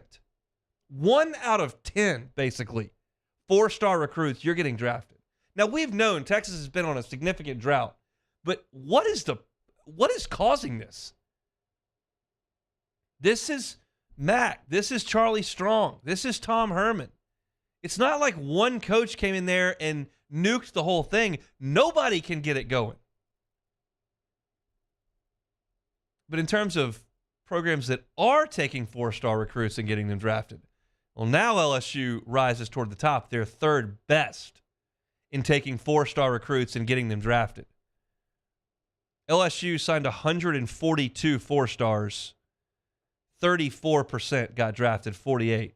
Only Miami and Baylor had a better hit record with four stars. Ohio State and Alabama are right behind LSU at 4 and 5, respectively. Georgia is down there at 7. So LSU, while the 5 stars have not been hits at the percentage you would want, only 7 schools worse. The 4 stars, LSU's churning into the NFL draft at a rate only 2 teams are doing better. And in terms of actual number of 4 stars that have gotten drafted, LSU at 48, Ohio State at 49, Bama at 52. LSU is third best in putting 4 stars into the NFL draft. And then you go to 3 stars. This is where you expect the numbers to change a little bit because Alabama, LSU, Ohio State, they don't sign as many 3 stars. But it doesn't change because Ohio State has had the best record with 3 stars. Over that time period, they got 29% drafted. They're the best in the country. LSU's second best. LSU signed 103 3 stars over that 10-year period. 21 got drafted. That is 20%. Second best to Ohio State in the country of getting 3 stars to the draft. And I was talking with Matt about this earlier today, and he may mention it on his show later. This very likely is because you've gotten some of these Louisiana kids that have become stars. Your Duke Rileys, your Justin Jeffersons, your Lloyd Cushenberrys. These 3 stars who grow up in South Louisiana, who end up coming to LSU in the back half of that class, and they become draftable players. And LSU has been elite at 4 and 3 star development through now. Well, that was through 2 regimes. That was Les and O through 2019. Some of the other schools on this 3-star list: Bama's third at 20%, Florida's 4th at 19%, Oklahoma, Arkansas is 6th in the country. And if you're Arkansas, that's something you've got to sell. There are only 5 teams in college football that take more 3 stars and get them drafted in terms of percentage than us. Because Arkansas is not going to get the 5 stars. They've got to go to the 3 stars and knock on their door. Stanford's on this list. Wisconsin's on this list. That's where these schools have to live. And you figured that would be the case because anybody that's going to get drafted out of Wisconsin or Syracuse, out of Wisconsin or Arkansas, is probably a 3-star. But how does LSU stack up? Well, look. Second. LSU's second best in terms of 3-star development, and in terms of 4-star development, third best. 5 stars haven't been the hit rate you want. You're in the bottom 10 in the country there. But you've done a great job of cultivating 3 and 4 stars. Now, who does a terrible job at converting 3 stars to the draft? Well, it's the worst teams in the country. It's Kansas. It's Colorado. It's Duke. It's Washington State. It's Syracuse. It's Arizona. It's Purdue. It's Kansas State. Those schools sign a ton of 3 stars. Washington State signed 227 of them. Over that time period, Alabama signed 65. So your ratio is going to be less. But Arkansas has managed to do it at a 16% rate, where somebody like Duke does it at 3%, and that's probably the difference in having a winning team, developing players. But I thought it was interesting. The most interesting pieces are the ones I hit on, that LSU, not as good as you want on 5 stars, but great on 4 and 3. Texas and Oklahoma are taking elite-level high school evaluated recruits. They don't develop, they don't get drafted. That's what's got to change when those schools jump into this deep end. Because if it doesn't, you're going to get run off the field. Because if you don't have pros in this league, it doesn't go well. And if you don't have guys getting drafted, you don't have pros. So I thought it was a fascinating piece on The Athletic. You can go check it out there. It was kind of co-written by Ari Wasserman, David Ubin, and Mitch Light. And I thought it was interesting. Coming up on draft day on a week from Thursday, where we'll be at Don Juan Cigar Bar hosting the Rouses 104.5 ESPN draft party. We want y'all to come hang out with us. We'll take a time out. When we come back, we will chat with Chris Demui on some baseball. That's next. Hunt Palmer on 104.5 ESPN Baton Rouge. Rally Cap Brewing, it's handmade for the home team. Born right here in Baton Rouge. It's such a cool place to go hang out. One, to have a tour, which they give starting today, Wednesday through Friday at 5 o'clock. So if you're looking for something to do when you knock off work today, Rally Cap tour at 5 o'clock. Or Saturday at 1 o'clock. They've got tours as well. You got to buy your tickets in advance. So go to rallycapbrewing.com, get your tickets. It's a really cool place to go in there and see how the process is done. And if you don't care about that and you just want to drink the process, well, they can do that for you too. 14 beers on tap at the brewery. They got your first pitch, which I love. It sits right here with me every single day. You can actually find this at the box, cool green can. They got the Windy Peppercorn as well, which I've got here. I love the In a Pickle. They've got all kinds of brews over there at Rally Cap. If you're a simple, light beer drinking kind of guy like me, they got you covered. If you want all the different variations, they've got it there at Rally Cap. It's a great place to watch a game. They've got 8 TVs. It's family friendly. It's pet friendly. And I mentioned the tours are a lot of fun. Appreciate Rally Cap for joining us. And I want you to go check out a tour. Rally Cap Brewing. It's handmade for the home team. Our listeners fire off their opinions on the jimsfirearms.net hotline at 499-1045. Keep listening for your next chance to shoot us your thoughts with the jimsfirearms.net hotline on 1045 ESPN Baton Rouge. I drove myself to the ER, had heart surgery, and drove myself home 24 hours later, feeling fine. Starting running again after the procedure. I'm getting excited thinking about it. I had no pain, nothing. I felt great. And right then and there, I was like, oh my God, I'm back. I'm back. It's just amazing. Ochsner Health. Long live you. Follow us on Twitter at 1045ESPN to cast your vote in the Citizens Bank and Trust poll of the day. Vote daily inside Off the Bench, anytime. Hunt Palmer. And after further review, Citizens Bank and Trust brings you the poll of the day via Twitter at 1045ESPN. All right, let's say ah.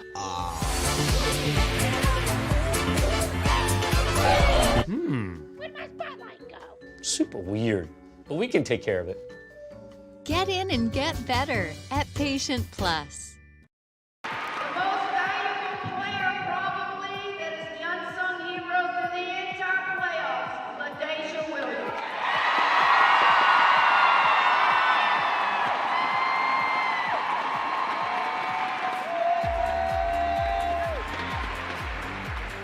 All my exes live in Texas. Texas girl from the Big H right here. I've been doing business with Luba for 25 years. They're dependable, trustworthy. It's just the attention to detail with our clients. Our folks have years and years of experience. They're highly trained professionals. But many companies have that asset. What I'd like to think makes Luba a bit different is that we use those talents in a way that truly is dedicated to serving the needs of the folks who depend on us. Hey, what's up, y'all? It's that time again. It's heating up. Your boat's getting ready to come out and spend all summer on the water. It's time to take your boat to the next level with front-to-back boat service, where if you want an incredible custom speaker install, it's going to blow people away in the water, that's there for you. You want an HD sonar where you can see the fish under the water before you cast, beat all your friends, that's there for you at front-to-back boat service. So don't put it off. We got the parts in right now. Get them now before they go back on back order. Front-to-back boat service. Gulf Coast Office Products is a nationally recognized Savin office equipment dealer based right here in Louisiana. Over 100 employees strong, Gulf Coast has the boots on the ground to support all vertical markets, from education, engineering, legal, and finance. With the latest in office technology, from desktop to production segment units, Gulf Coast and Savin have the perfect fit for you. Call 225-756-2644. For the Wednesday edition of Game Time, we're live at Roca Pizzeria on Government Street in the heart of Mid-City. We're loaded down with guest handicappers. It's 6 to 8 p.m. Game Time from Roca Pizzeria on 104.5 ESPN Baton Rouge.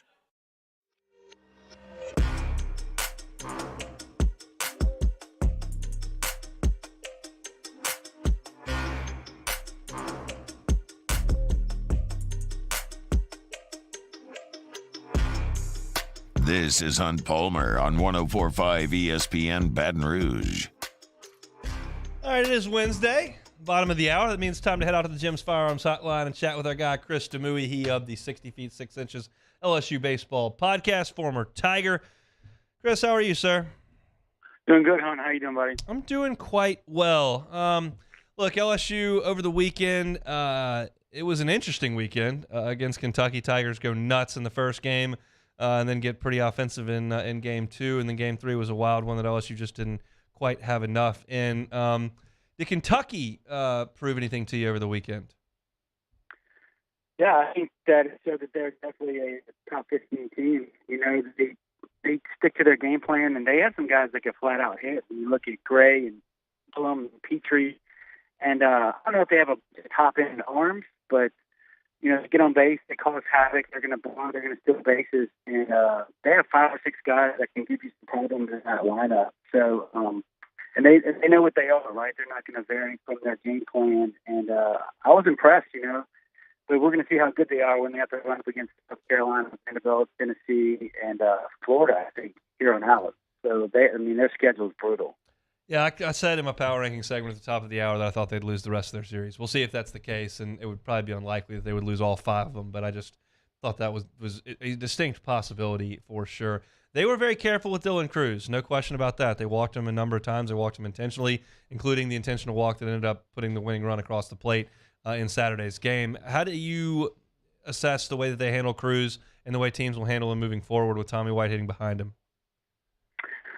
They clearly, I think they respect Tommy White, obviously, but they wanted Tommy White to prove to them that he's capable of beating them, and he's SEC Player of the Week for a reason, right? He went nuts this past weekend, and he went nuts last night. So I think people are playing with fire. You know, when you have the nation's co-leader or leader in RBIs right now, and he's showing you're going to cruise on, he's going to make you pay. So I think people are, if they try to be too smart, then it's just going to end up hurting them in the long run, you know, and hopefully Gavin Dugas gets back healthy, and that lineup, you know, it's one of the best in the country for a reason. So Cruz just continues to take his walk, you know, and just let people behind him do damage. But I think it's going to start biting people as it did Kentucky this past weekend.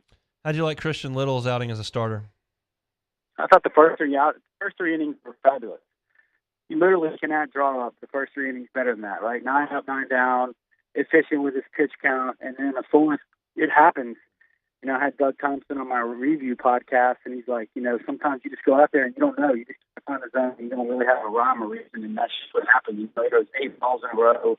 He ends up walking 3 guys before he gets pulled, and I love the first 3 innings. If he could just figure out a way to get through the 4th and potentially into the 5th, I think that's all you can ask for right now for a Game 3 starter in the SEC, you know, and that's what LSU is looking for. Would it stand to reason he's a little bit tired after 3 innings, having been a short inning reliever? I mean, is it possible that fatigue set in there? I think so. I wouldn't think so. You know, I don't know what the young man was feeling, but he threw 40 pitches at 2 innings on Tuesday night, which is in essence a bullpen. And then I don't have the pitch count in front of me, but he had to be around 30 pitches through 3 innings. You know, I think he threw 10 or 12 in the first inning, so he was efficient. I can't imagine that his legs would have gone after that. You know, I just think it was a matter of control, and he just wasn't hitting the backstop or anything like Bull Durham crazy. He was just missing the zone here or there, and he just couldn't find the zone. So I don't think he was tired really. I just think it was just kind of lost his motion and just couldn't find the zone. LSU was playing really clean defense for the first couple of months, and it feels to me like it's gotten a little bit leaky here and there. Do you get that sense? Absolutely, yeah. I think before Game 3 on against Kentucky on Saturday, I think they had errors in probably 9 or 10 games in a row.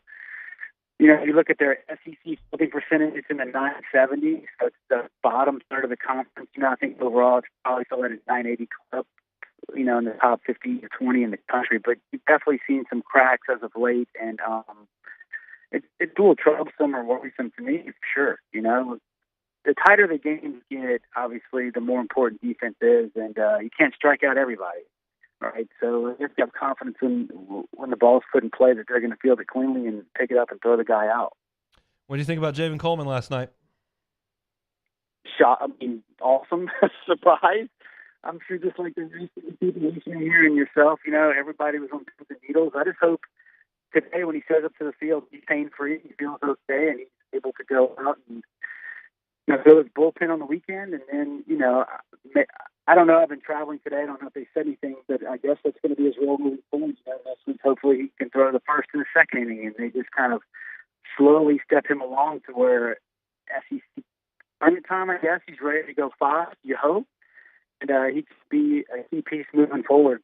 91 to 95, 2 strikeouts, and really pleasantly surprised. Yeah, well, I checked on him earlier today, talked to somebody inside the program, said no reports of any issues today. He felt great after the outing last night, and as far as it was like noon today when I checked, no issues to be reported. So it sounds like things are going as well as we could hope after his first outing on the mound. I know you've done a preview podcast on the Ole Miss Rebels. It's a desperate club. They got to have it. If they don't win this series 2 out of 3, they're going to have to go 9-3 down the stretch, and that seems unlikely with the way they played thus far. So what do you expect to see from Ole Miss this weekend? Just like you said, desperate. I think they're playing at home, which potentially could help them. It's almost I'm a little worried about the series just because of the fact that it's on the road. And look, they don't hit the ball very well in SEC play. They don't pitch it very well, but they still have talent at the top of the lineup. So, and I'm sure you've probably talked to people about this. I mean, talked to on your show about this, but people should not be fooled by the 3-12 record, right? They're bad for a reason, but they still have Gonzalez, Kemp Alderman, the Tulane transfer, Groff. Those guys can still swing it at a high level. And, you've seen with LSU to where game 2 and 3 can be kind of dicey or can be a slugfest and they have to come back from behind. If that happens over there and that crowd gets raucous and the beer showers get going, you just never know what can happen on the road, right? And it seems like Hunter Elliott may be making his return to the Ole Miss starting rotation. So, that could be a little bit of a bump, obviously, emotionally in that dugout as well, right? These are college kids who play off a lot of emotion. So it's I just want to see LSU get the lead and bury people, right? Don't let these guys come back and let the crowd and the home environment get involved. If Dugas can't play this weekend, where are you on the Napolt Merrifield platoon? I think I would imagine Jay will probably go pitching matchup. So if you see Jack Doherty, who's right-handed on Friday, you'll see Napolt. Then if you see Hunter Elliott or Xavier Rivas, game 2 and game 3, I guess we'll go Merrifield. So I'd imagine it doesn't seem like those guys have really separated themselves. I can't. Maybe Napolt's a little bit better defensively, but I would imagine Jay likes the righty-lefty matchups, and he'll probably stick with that. How do you think it goes this weekend in Oxford? I feel like I've been burned every time I come for a sleep, and it's so tough to sleep on the road. I'll go every time I put it out there, it's thrown back in my face. I'm going to go 2 out of 3. I think Schemes is.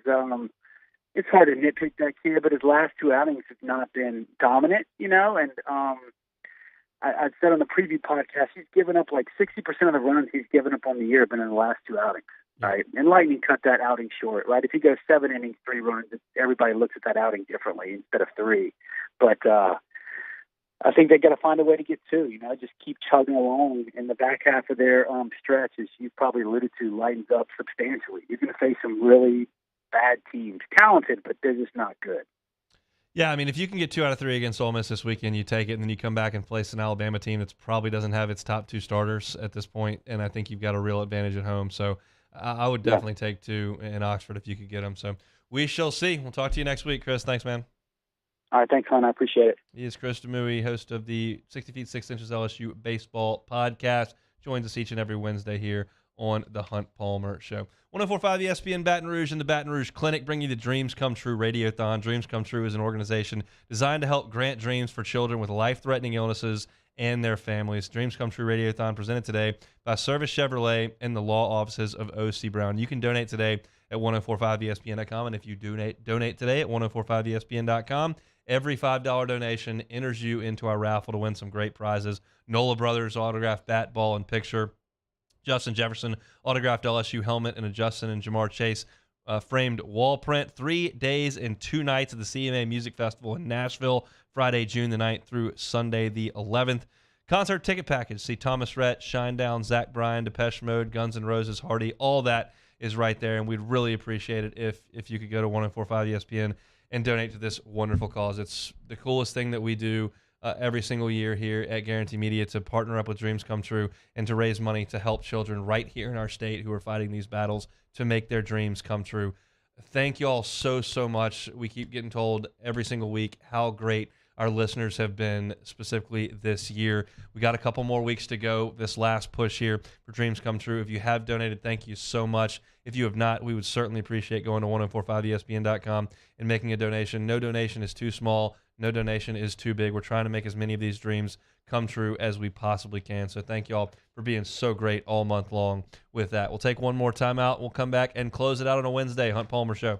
Hunt Palmer on 1045 ESPN Baton Rouge. The NBA playoffs are here, and you can turn crossovers into cash with FanDuel. Just visit FanDuel.com/1045ESPN right now and place a $5 bet, and you'll get an instant $150 in bonus bets, win or lose. Great promotions like this every day over at FanDuel. It's safe, it's secure, it's easy to use, and the best part is when you win, you can get paid instantly. There's no better place to bet all the playoff action than America's #1 sportsbook. Just go to FanDuel.com/1045ESPN and sign up to get $150 in bonus bets when you bet your first $5. FanDuel, official sports betting partner of the NBA. Must be 21 and present in Louisiana. Bonus issues, knowledge all bonus bets expire 7 days after receipt. Restrictions apply. See full terms at FanDuel.com/sportsbook. If you or someone who has a gambling problem wants help, call 1-877-770-STOP. In times of need, get a full list of phone numbers, websites, and other important emergency information on the Demco Stormwatch page at 1045ESPN.com.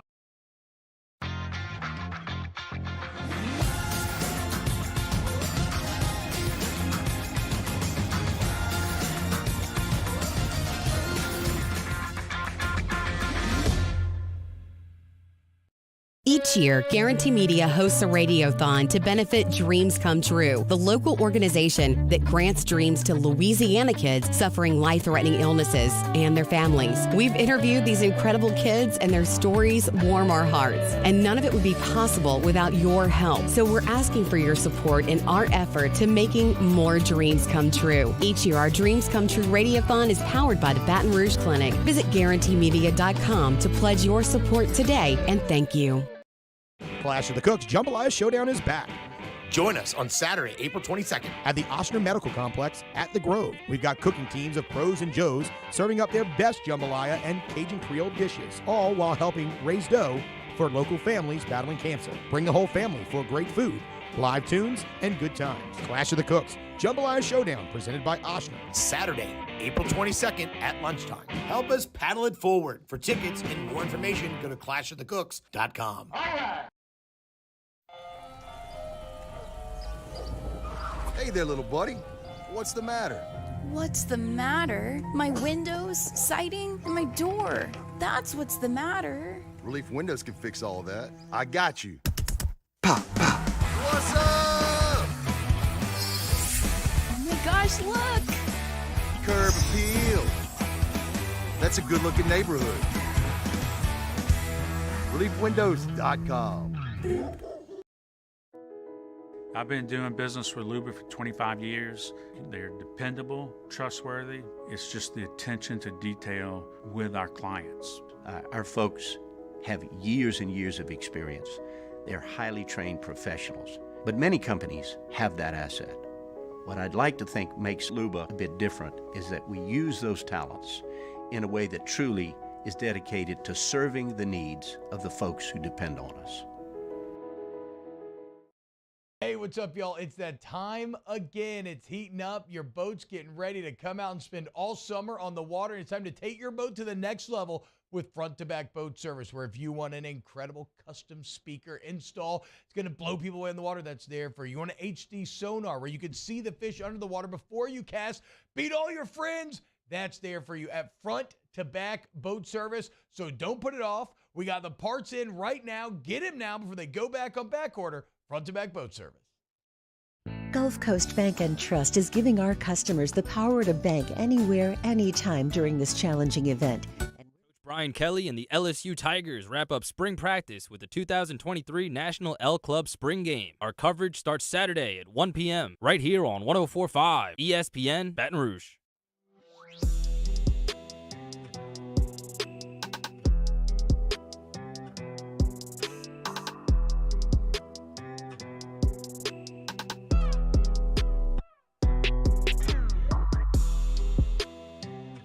You're listening to Hunt Palmer on 104.5 ESPN Baton Rouge. All right, let's wrap it up here on a Wednesday. Time for a little take it or leave it. Jacob Beck. All right, Arkansas guard Jordan Walsh has announced he'll enter the NBA draft and maintain his college eligibility. Walsh back to Fayetteville. Take it or leave it. I'm going to leave it. I think he's going to go, and I think he's going to get drafted. He is very young. He's just a freshman. He was a 5-star recruit. He wasn't great offensively this year. He wasn't even really good offensively this year, but he's incredibly smart. He's a great defensive player, and he's not 20 years old yet. So I think there's some NBA teams that would be interested in grabbing him and maybe thinking maybe a year or two down the road he's a key piece for them. But he's got a skill set that you need. He's long. He can play defense. He's athletic. He's just got to play a little bit better offensively, which he will when he's 22 years old. He's just 19 right now. So I think he's going to go, but if he comes back to Arkansas, he'll be a heck of a player next year for them. The Mets broadcast team was unable to broadcast the Mets A series over the weekend because of a possum living in the walls of the booth. This comes a year after the toilets overflowed in the Coliseum and that caused a postponement of a game. The A's need out of Oakland. Take it or leave it. I hate doing this because I can't imagine if my team that I loved left me to go somewhere else. Like if I was a fan of the Raiders and they left Oakland to go to Las Vegas, I would just be distraught. So I don't mean to call for Oakland to lose another sports team here. That Coliseum, that stadium is unfit to host professional sports. The toilets are overflowing everywhere. There's a possum living in the walls of the broadcast booth. It's pooping everywhere, so they can't sit in it. Like, this is unacceptable. Not to mention the product the A's are putting out there is brutal because the Cubs are playing them right now, and they're crushing them. But it's terrible. Either build them a new stadium or they're leaving. This is unacceptable to continue to exist in this bargain basement dump that is the Coliseum out there. It can't be done. They got to move. I agree. The menu at the Zurich Classics Pro-Am today. Take it or leave it. I will take it. For those that aren't aware, I saw this on Twitter. Breakfast for those who were playing in the Pro-Am today was beignets from Café Du Monde, A+.